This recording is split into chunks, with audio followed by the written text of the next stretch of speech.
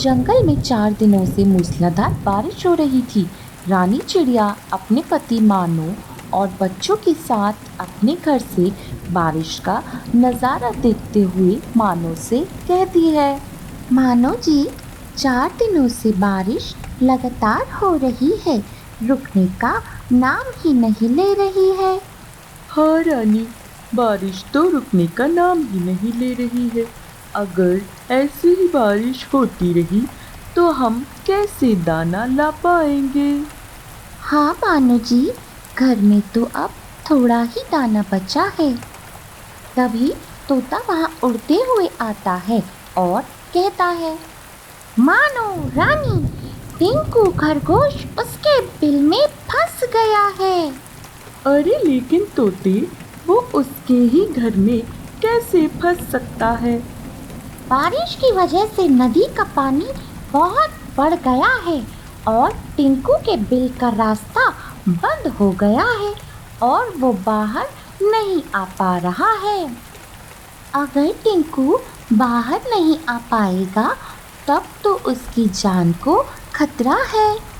हाँ रानी, हमें चलकर टिंकू की मदद करनी चाहिए। बच्चों, मैं और आपके पापा तोते अंकल के साथ जा रहे हैं। तुम दोनों घर में ही रहना, ठीक है? माँ, पापा, आप दोनों कब तक आएंगे? हम जल्दी ही आ जाएंगे चीनी। तुम अपना और चीकू का ध्यान रखना।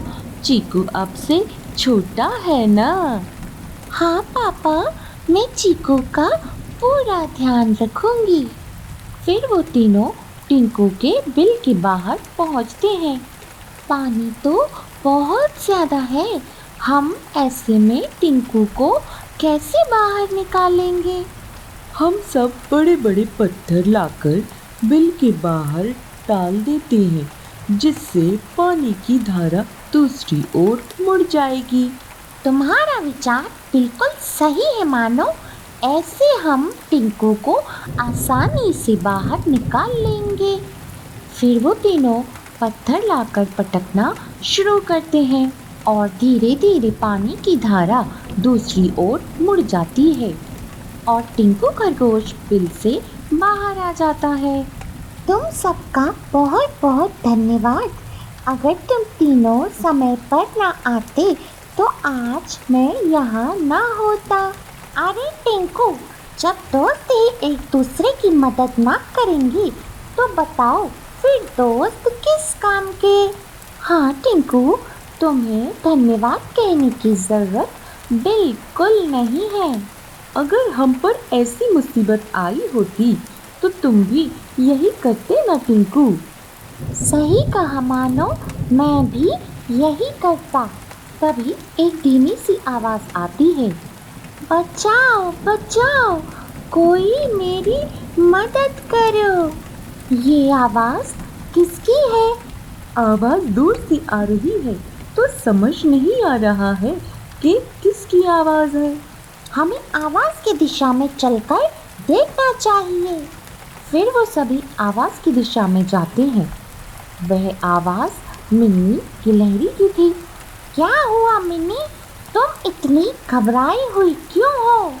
मेरे बच्चे उस कांटेदार झाड़ी के अंदर है और मैं पानी भर जाने की वजह से उन तक पहुंच नहीं पा रही हूँ। लेकिन बच्चे वहाँ पहुँचे कैसे मिन्नी? मैंने ही बच्चों को शिकारियों से बचाकर उस कांटेदार झाड़ी में रखा था, लेकिन बारिश का पानी अचानक तेज़ हो गया और मैं पानी में जा नहीं पा रही हूँ। तुम चिंता मत करो मिनी, हम उड़ सकते हैं। हम झाड़ी में से तुम्हारे बच्चों को लेकर आएंगे।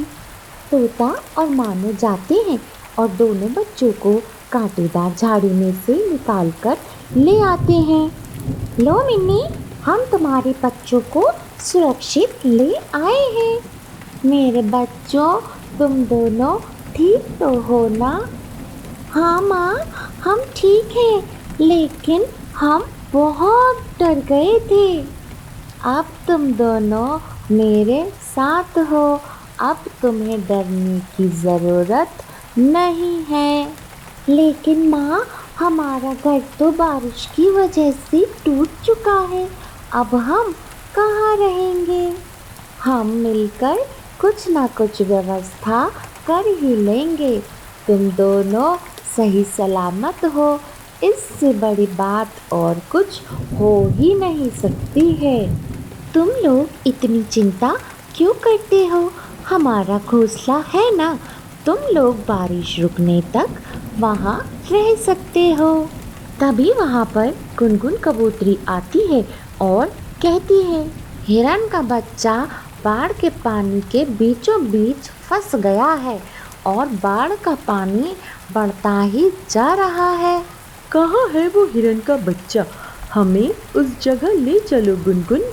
चलो वहाँ, जल्दी चलो। वो सब उड़कर हिरन के बच्चे के पास पहुँचते हैं। हमें इसे बचाने के लिए मजबूत बेलों की ज़रूरत होगी। जल्दी सब मजबूत बेल इकट्ठी करो। सभी मजबूत बेल लेकर आते हैं।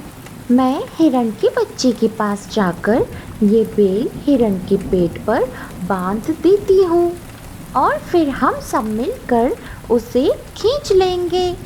रानी हिरन के पेट पर बेल अच्छे से बांध देती है और सभी मिलकर हिरन के बच्चे को अपनी ओर खींच लेते हैं। आप सब ने मुझे बचा लिया, thank you thank you thank you. अरे बस बस, अब उछलना बंद भी करो।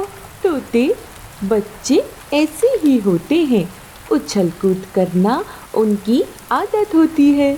इतना कहकर सभी हंसने लगते हैं और फिर सब वापस लौट आते हैं। दूसरी तरफ हवा के तेज झोंके रानी चिड़िया के घर को कमज़ोर कर रहे थे। दीदी, हमारा घर तो बहुत जोर से हिल रहा है। हाँ चीकू, लगता है हमारा घोंसला गिरने वाला है। अब हम क्या करेंगे दीदी?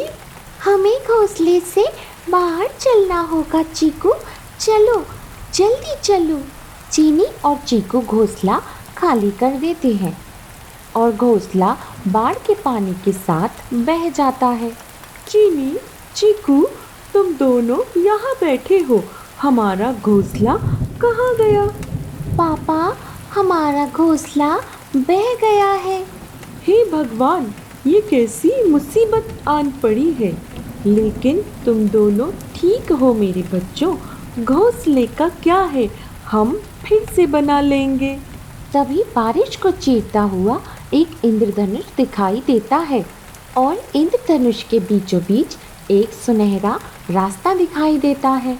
ये कैसा रास्ता है?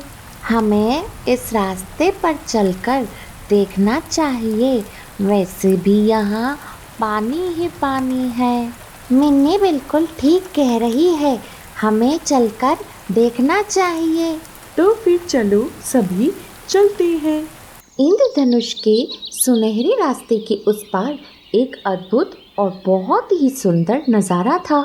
इंद्रधनुष की दुनिया में तुम सबका स्वागत है। यहाँ वो ही आ पाते हैं जिनके दिल में दया होती है। मुझे मालूम है तुम्हारे घर टूट चुके हैं, इसलिए तुम लोग यहाँ आराम से रह सकते हो। आपका बहुत बहुत धन्यवाद जादुई इंद्रधनुष। दिल में दया रखो और एक दूसरे की ऐसे ही मदद करते रहो।